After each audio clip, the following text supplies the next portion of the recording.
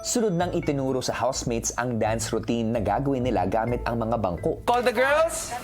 Go girls. 5, 6, 7, stop. Okay. Madali lang naman pong sundin at aralin. Ang pinakamahirap lang po talaga, kuya, is kailangan po namin sayawin yon sa bangko.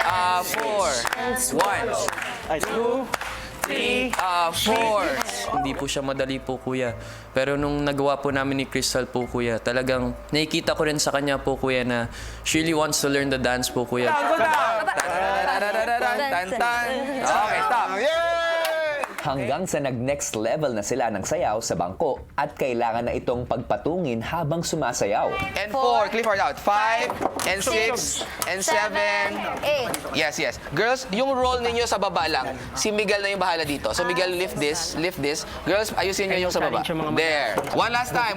Let's go. 5, 6. Oh. Okay.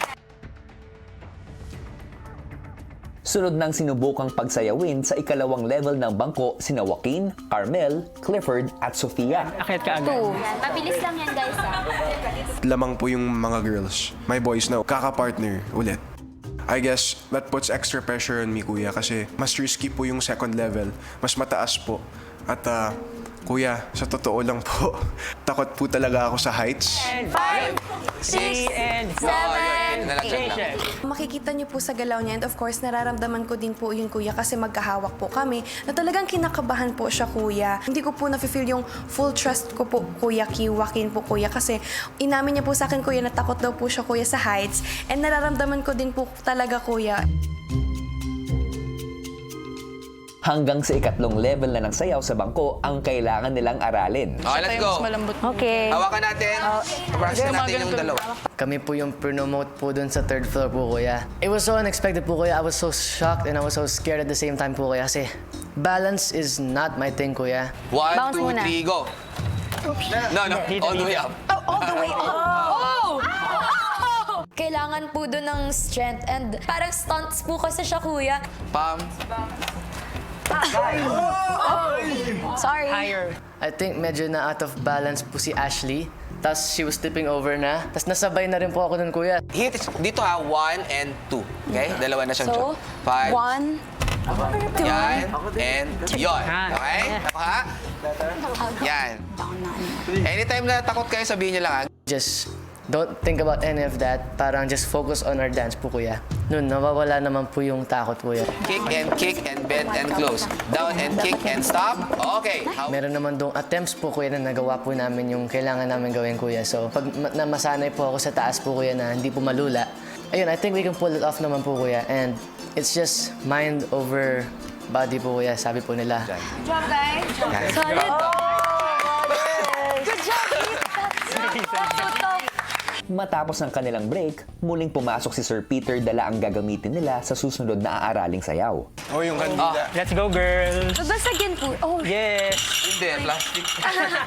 nung nakita ko na po na dala-dala po ni Sir Peter yung baso, sabi ko, oh my God, ito na. This is gonna be so hard. Yung next naman, ayun nga, yung sinabi kanina, binasuan dance. So, ang binasuan dance is with the use of drinking glass. Yun yung ibig niyang sabihin, binasuan. Ayun. Galing din to sa Pangasinan, pero sa Bayambang naman. Fun fact lang na mostly ng mga skill dances, mga may baso or like sa mga bangko, ganyan, yung mga sayaw, parang galing sa mga Pangasinan. Nakakatuwa po na nabibigyan din po kami ng background po dun po sa mga ginagawa po naming sayaw. Sa binasuan din, kailangan natin i-balance yung baso. 3 baso, 2 sa kamay and 1 sa ulo. Ulo muna. Try muna natin. Hindi ka kasya yan sa kamay. Nakakatakot na. Hanapin lang ninyo guys yung balance. So, ayan, nahanap nyo na yung center ng ulo nyo. Try natin mag-walk lang, pabilog na. Sige. Pagbabalance po ng baso, sabi ko, di naman pala ganun ka sobrang hirap ng gaya ng naisip ko. Stillness is the key po talaga, kuya. Sunod na lang. Pwede ba nating lagyan ng water? Hindi, kasi pag mas mabigat, mas madali siyang iba. I feel like kuya mas mahirap pa nga po yung binasuan. For me po, kaysa po sasayaw sa bangko.